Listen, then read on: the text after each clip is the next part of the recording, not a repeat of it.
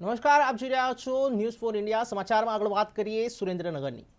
સુરેન્દ્રનગર જિલ્લા પંચાયત પ્રમુખ તરીકે મૂળી તાલુકાના સરલા સીટના હરિકૃષ્ણ બચુભાઈ પટેલની ભાજપ દ્વારા ઉમેદવાર જાહેર કરતા તેઓ બિનહરીફ વિજેતા થયા હતા. તેઓના પિતા શ્રી બચુભાઈ રામજીભાઈ પટેલ જે મૂળ કોંગ્રેસના હોય ત્યારબાદ ભાજપમાં જોડાયા હતા.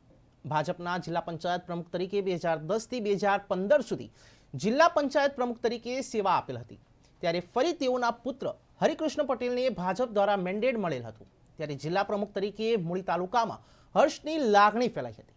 અત્રે ઉલ્લેખનીય છે કે બચુભાઈ પટેલ જેઓ સતત વાદ વિવાદમાં જોવા મળે છે, તેઓએ સરલા સેવા સહકારી મંડળમાંથી 1.10 કરોડની ઉચાપત બહાર આવેલ હોય તે બાબતે કોર્ટમાં પોલીસ કેસ માટે ઓર્ડર આપેલ હતો. તેમાં પિતા પુત્ર બંને પ્રમુખ મંત્રી તરીકે જવાબદારી હતી, એટલે ખેડૂતોના નાણાં ઉચાપત કેસ હાલ પેન્ડિંગમાં છે. આ સિવાય ચેક રિટર્ન્સ કેસ, જમીન દબાણ કેસ, સરકારી જમીન ઉપર બાંધકામ સહિતના અનેક કેસ પિતા પુત્ર ઉપર ચાલુ છે. ત્યારે ભાજપ દ્વારા કોઈ પણ માહિતી નજરઅંદાજ કરવામાં આવી નથી. કોંગ્રેસમાંથી આવેલ બંને પિતા પુત્રને જિલ્લા પંચાયત પ્રમુખ બનાવી દેતા ભાજપના જિલ્લા આગેવાનોમાં સોંપો પડી ગયો છે. અનેક મોટા માથાનું કદ વધારવા આ રમત રમાવવામાં આવી છે. મૂળ સરલા સેવા સહકારી મંડળીમાં જે કંઈ ગોટાળા ચાલતા તેને મેં રજિસ્ટર ઓફિસમાં આરટીઆઈ કરેલી. તેમાં 1 કરોડ 10 લાખ રૂપિયા ખોટ, 18 લાખ રૂપિયા ડિસ્ટ્રિક્ટ બેંકના બાકી બોલે છે, 70 લાખ કેન્દ્ર સરકારની સહાય હતી તે પણ નુકસાનીમાં ગયેલી છે. તો ટોટલ આંકડો 2 કરોડની આજુબાજુ થાય છે. અને તેને કાયદેસરની કાર્યવાહી કરવા માટે મૂળી પોલીસ સ્ટેશનમાં મેં લેખિતમાં 15 ફેબ્રુઆરીએ લેખિત ફરિયાદ આપેલી છે.